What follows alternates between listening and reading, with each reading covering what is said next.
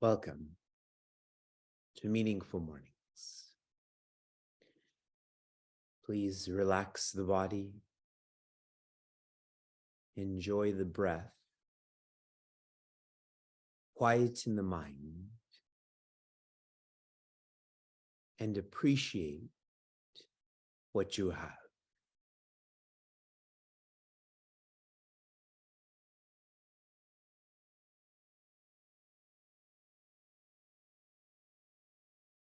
As you are appreciating what you have,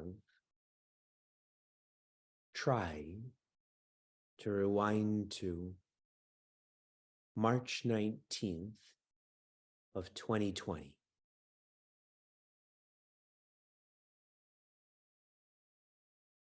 And how you were then.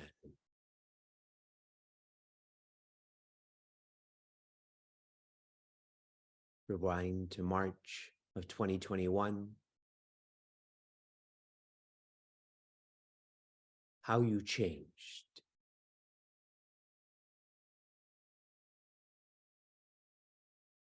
Rewind to March of 2022.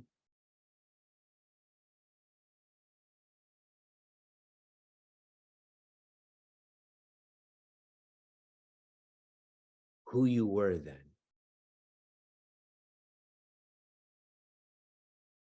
Rewind to March of 2023.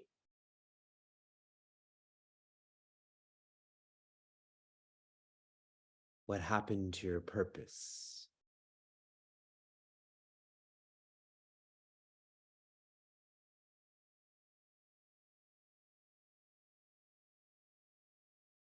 Inhale, stretch, smile.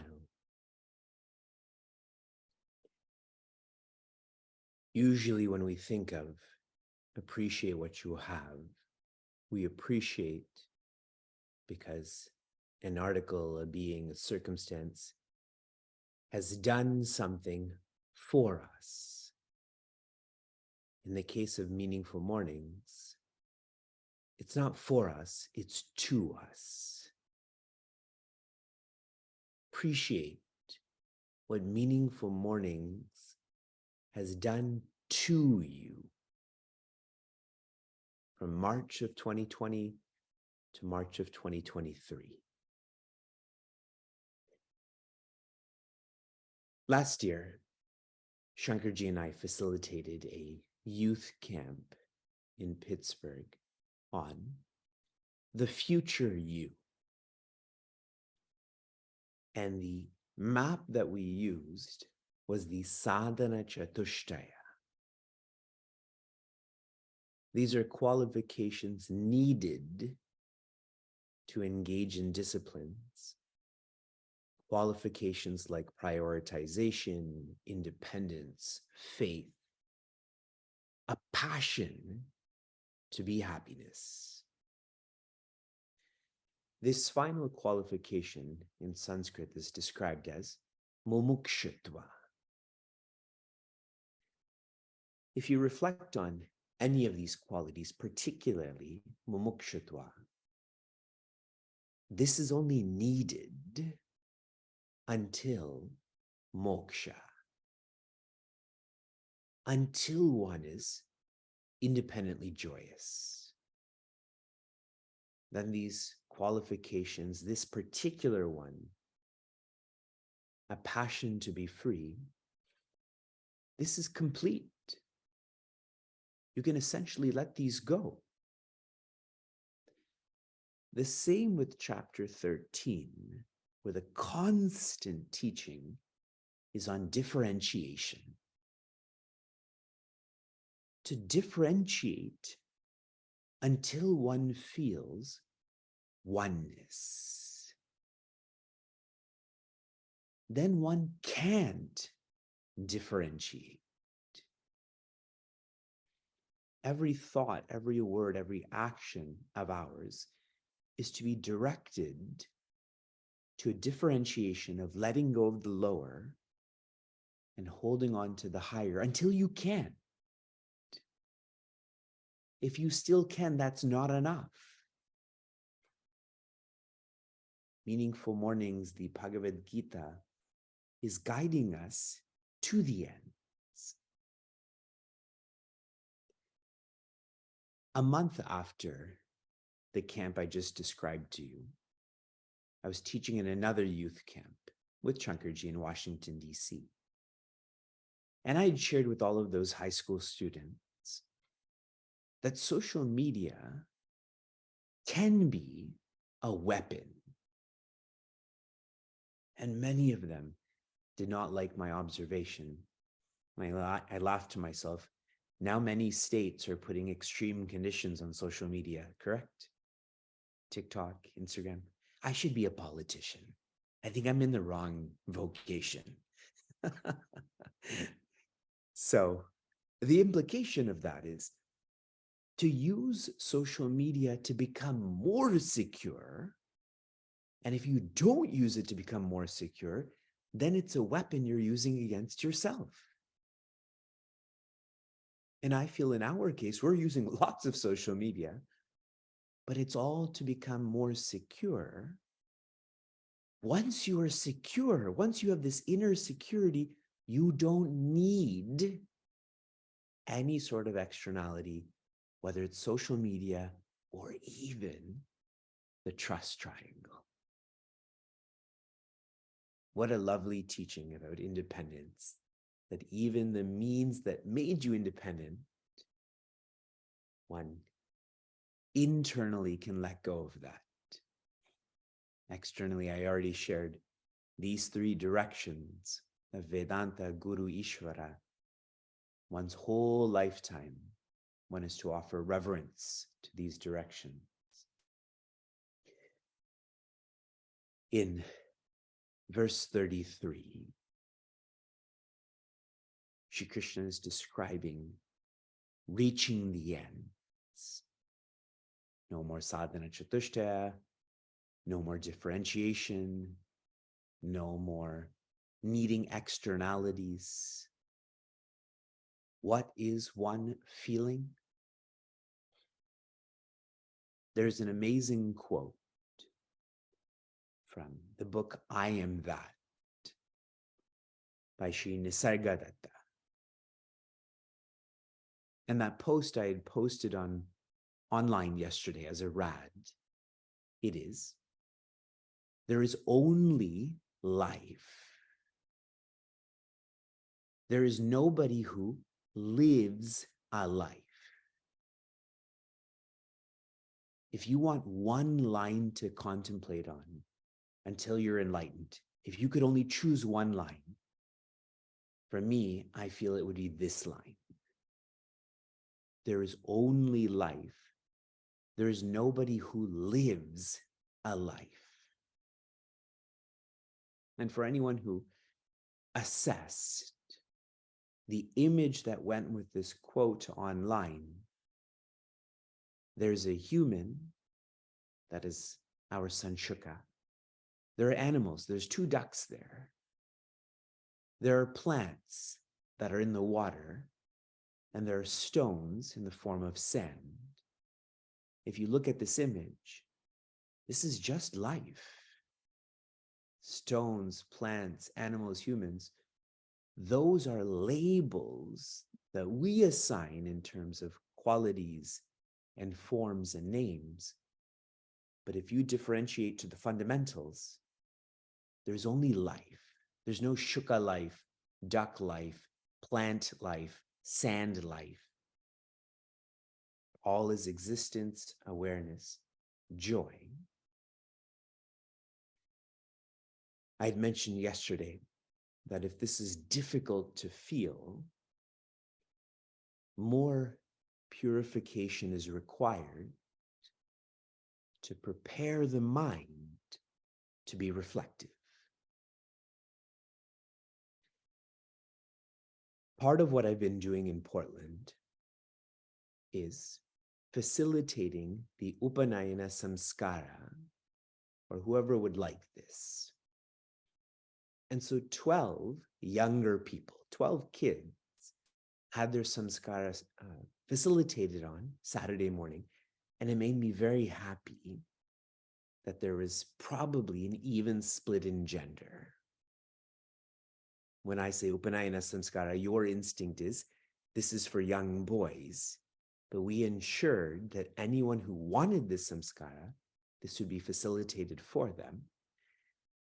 And the main offering I could engage in is called Brahma Upadesha, where I whispered in the ears of these students a form of the Gayatri Mantra, the original form of the Gayatri Mantra. And lots was being shared by the pujari, by myself, by everyone. And so I had the final message in this whole samskara. Everyone was together for 100 minutes, and I told them, the philosophy of the Gayatri Mantra, this whole Upanayana Samskara, is to complain less. If one has more light in their life, they will complain less.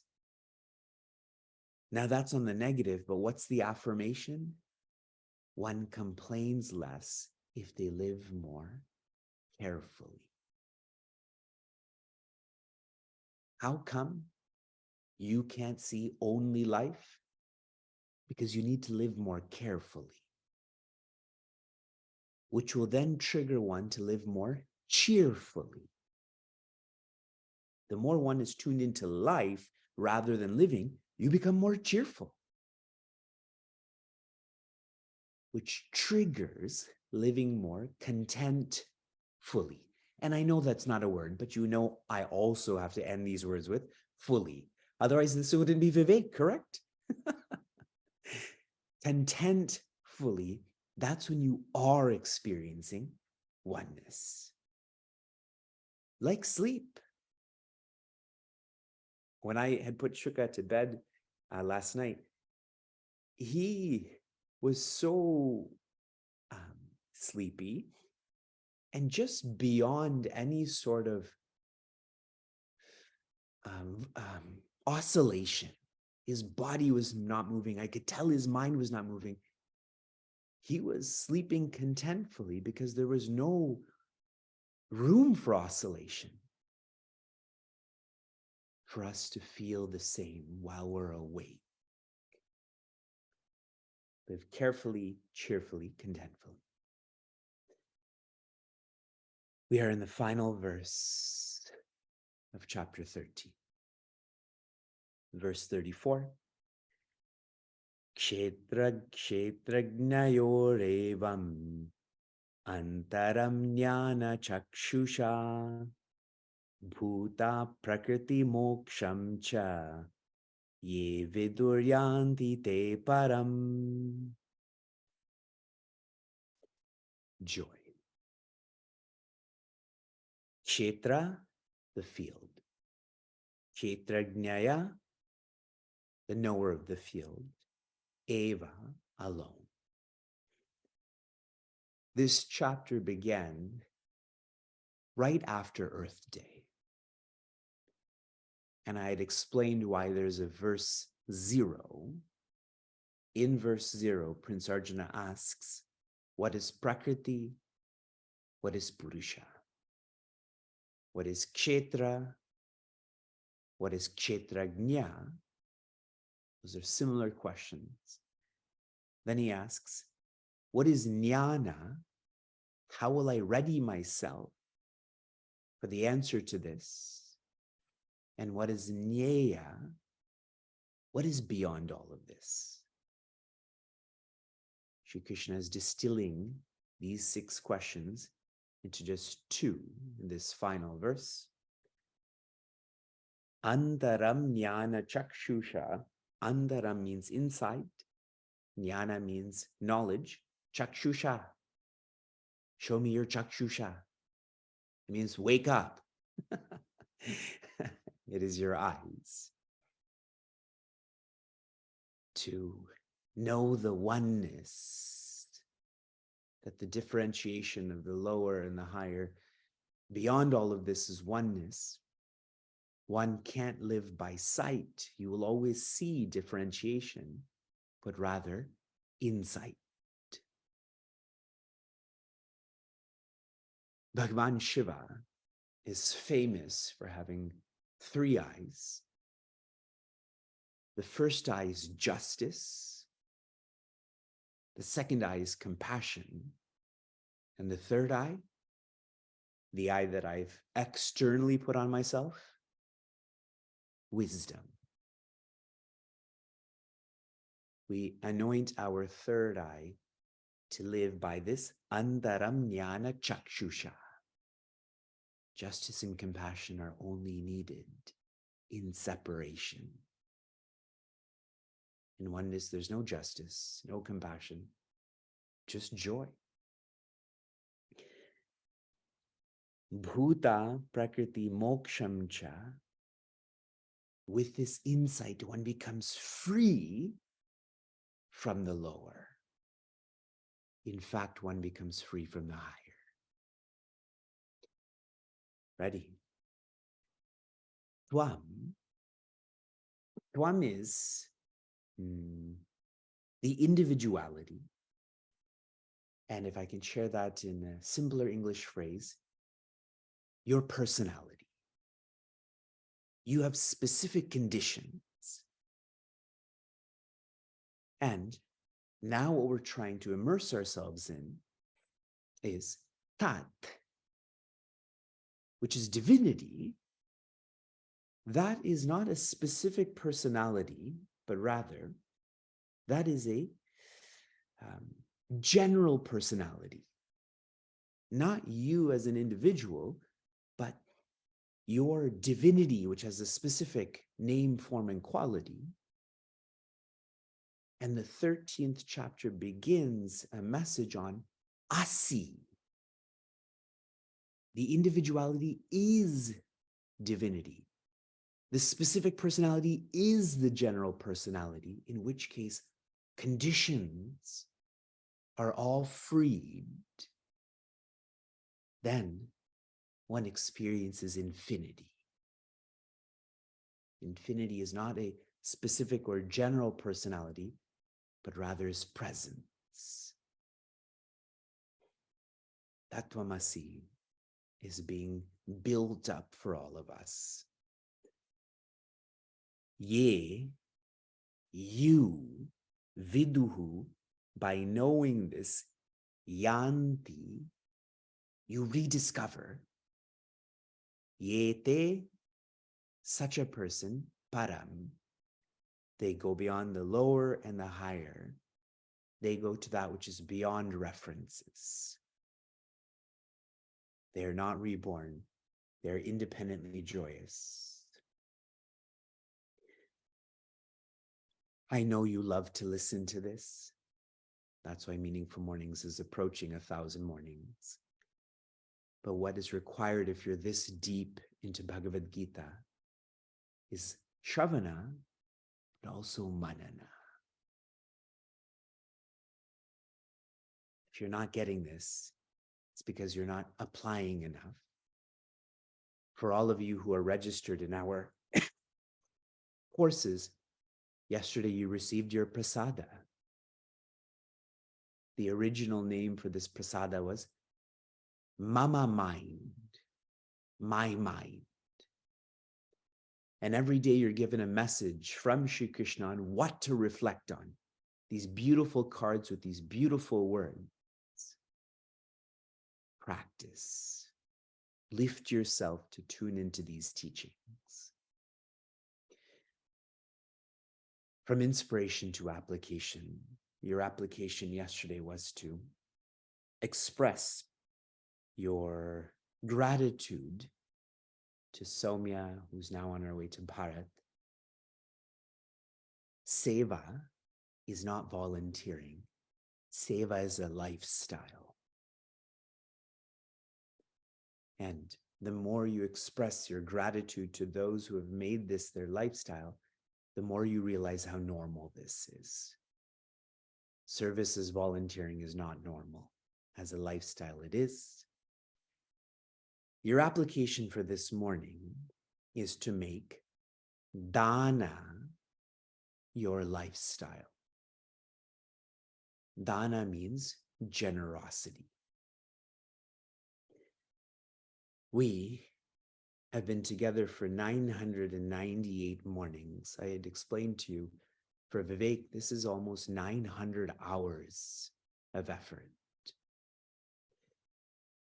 I have realized for myself, and I'm encouraging you to follow the same, that I am a Vaishya. The word Vaishya comes from Visha, the one who enters. Enters all with the purpose of stabilizing. We have very limited understanding of what a Vaishya is. A Vaishya is one who stabilizes where they go. Now think about, what are we doing together? I'm trying to stabilize myself. Maybe you are too. But now here I'm asking you to make dana as a lifestyle. The more generous we become, the more stable humanity becomes, correct? See the need for a Vaishya. In our bodies, they're considered our thighs. What is perhaps one of the strongest muscles in your body? Your thighs, whether you're sitting or standing. I'm going to accentuate this a little bit, and then we'll complete this meaningful mornings. Those who are requested for dana, they're described as donors. But for those to whom this comes naturally, they don't need to be requested. They're not donors, they are sustainers. That is a very different role and responsibility. And so I'm sharing, make dana as a lifestyle. Consider offering dana on a monthly basis, not once a year. Offer dana for a lifetime on a monthly basis, and when you die, to donate more. And I'm asking you to do this towards the Rainforest Foundation. Did you think I was going to share my name? How are you going to stabilize me? I'm unstable. You don't have that power. But if you think about what stabilizes humanity, it's trees. Be a sustainer all to the end of your lifetime in offering generosity to trees the way trees offer generosity to you. This is shared in the chat. This is on our website. That's your application. Shanti, Shanti, Shanti. Be safe, be sound, be serene, be joy.